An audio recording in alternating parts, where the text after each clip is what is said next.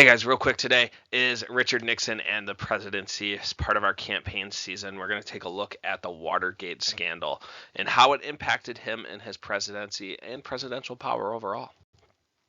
Again, your objective, you guys are running a successful executive branch election in order to keep employment and keep working for your candidate.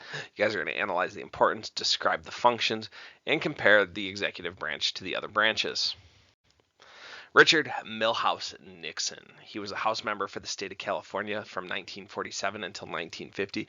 Prior to that, he was practicing law as a graduate of the University of Duke in 1937, the law school. He then moved back to California, practiced law for about 10 years, and then he became a House member in the state of California. He became a California Senate member as well. He was the representative for the state of California from 1950 to 1953. And then in 1953, he became the vice president to Dwight D. Eisenhower, and he was the vice president for 8 years until 1961. And after losing to Kennedy and then not running in 64 against Johnson, he ran for president in 68 and defeated Johnson that time and became president for 6 years.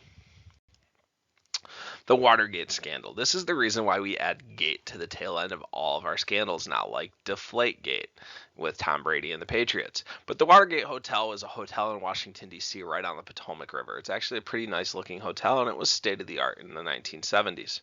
Nixon had a group of men that worked for him that he called his plumbers. For whatever reason, he called them plumbers. My assumption is that they were probably called plumbers because they took care of the dirty business. All right, but basically Nixon wanted to install surveillance devices in the Democratic headquarters at the Watergate Hotel. The plumbers were caught in the act of planting these listening devices and investigating this, and we see this scandal unfold. Lo and behold, we have a scandal. All right.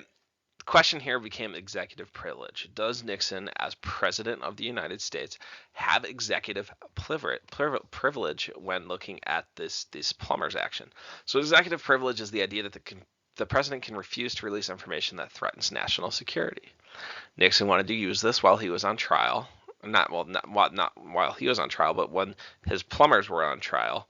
And he wanted to make sure that it was there, and then the Senate wanted to know, and the House wanted to know, because they're getting ready to start that impeachment process, and ultimately this would end up going all the way up to the Supreme Court. So the arguments for the government: the president may not claim executive privilege to deny courts access to the evidence in criminal trials. That holds true. The government is saying that just because you committed a crime does not mean that you get to all of a sudden not have to be responsible for that crime. It makes a lot of sense when you think about it. Next, the court and the court can hear this case because it's not a matter of national security. There's nothing confidential that's being exchanged here. Now, Nixon would disagree with that. Nixon's side said there's a constitutional basis for the separation of powers for a reason. That means that the executive branch does not actually have to give any information over to the other branches. This idea of executive privilege is holding true. The above power is absolute.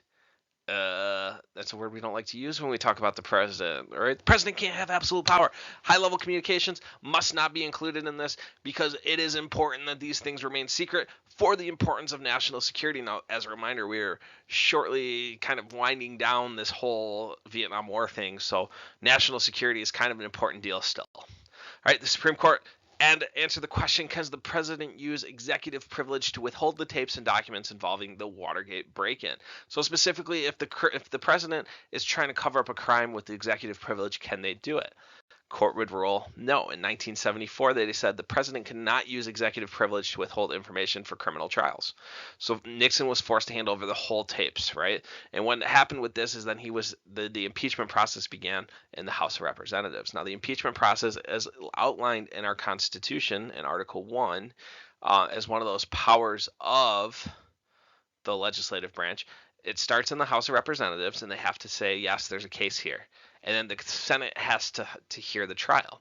Now, the Senate never got to hear the trial. It's kind of like when you take a look at presidents that have been impeached in the last 50 years. You look at Nixon and you look at Clinton. Nixon decided to resign before he was officially impeached by the Senate in August 1974. He didn't have the votes to keep his job. Bill Clinton, on the other hand, for his incidents in the White House, did have the votes to keep his job, so he allowed it to go to the impeachment trial because he knew that the Senate, which was democratically controlled, was going to support him. And it was really important because you see these different kind of things. Would Clinton have stepped down if the votes weren't there? Probably. You don't want to be the only president impeached. All right. So just kind of that as you guys start to look at that next assignment that's kind of going on there. All right. Credit, special thanks to the people that made these awesome resources at Slides Carnival. Thank you very much, as you guys are probably getting sick of hearing. Have a wonderful, wonderful day. Thanks for watching.